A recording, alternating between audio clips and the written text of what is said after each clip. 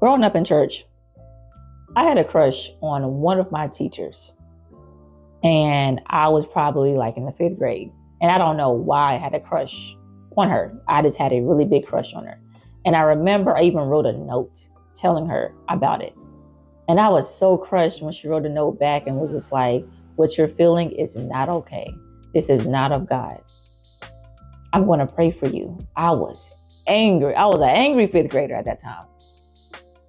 And it wasn't until years later, I mean years as in I'm done married, got kids and stuff like that, I ended up getting connected back with one of her friends that also went to that church and everything, because they both taught us in the church.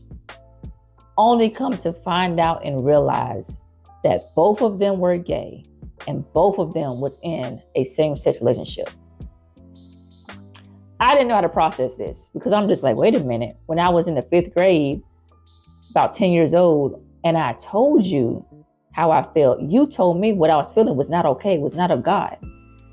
But you was in a same-sex relationship with another woman that was teaching us about the Lord, and you're telling me it's not of God, but yet you're doing it.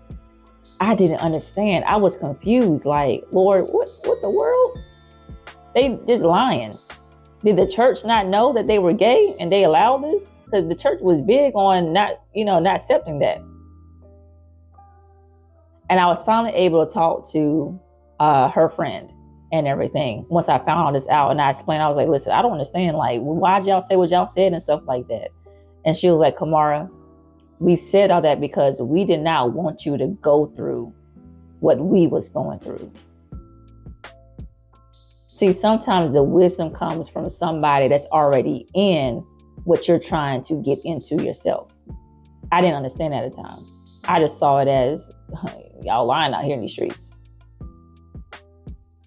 And what I'm saying is the wisdom that I'm giving you today to the ones who are leaving the lifestyle and it's like, I'm following Christ, to the ones who are like, hey, I'm contemplating because I know the Lord is drawing me, but I don't know.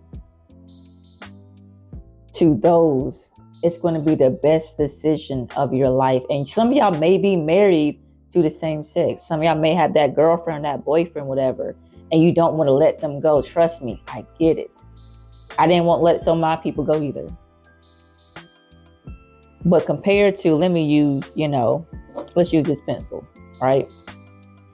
This tip is literally our life here on earth. And this, even though it ends, but we know it don't end, Lord. And this part of the pencil is our life with the Lord. What you do with that little tip will affect where you're going to be at for all of eternity. And I'm thankful that they planted that seed to let me know, like, hey, what you're feeling is not of God.